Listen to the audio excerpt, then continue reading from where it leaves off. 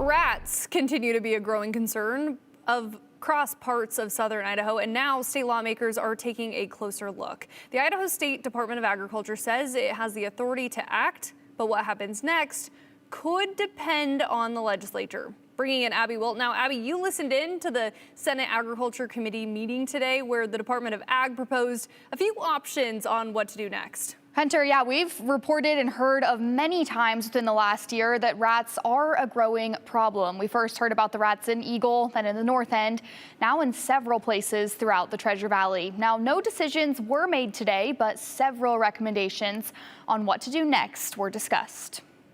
And this is a hot topic of discussion. Tuesday, before the Senate Agriculture Committee, I didn't think we were going to have this on our legislative bingo card this year. Wasn't a new education bill or a housing proposal, but instead it was rats, something residents in the Treasure Valley know all too well. Now the Idaho State Department of Agriculture is bringing the issue to the State House.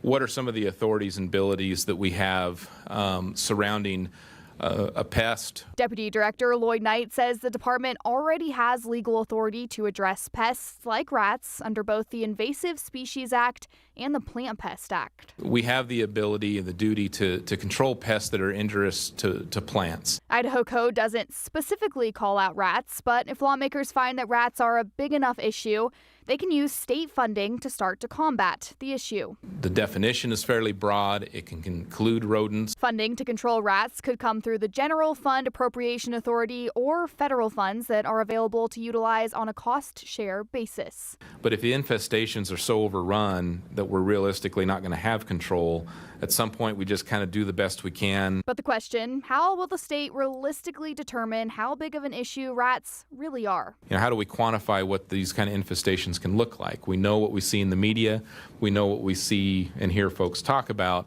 but we never really quantify. Knight says there's an answer, and that's through using GIS mapping technology to collect data from residents and analyze it and then display it. We could probably ramp this up fairly quickly, and it's a relatively low-cost thing for us to do. It would start as a web link that residents would fill out if they're struggling with rats. Our GIS folks are wizards, and we can put together a fairly quick survey with a web link and start to get this kind of thing going. And Knight says that's an easy first step to start to get the rats out of the gem state. Wherever the legislature decides they want rats or anything else like that to reside might be the wrong term, but we're, as you've heard the director say and you've heard us say, we're willing to do wherever, jump wherever y'all direct us. Again, no concrete decisions were made today on the rat issue, but it is escalating to state lawmakers to decide what to do, and that could mean a bill later on in the session or even nothing. We'll see what happens. And Abby, you've been following the story for a while. What are some of the residents saying?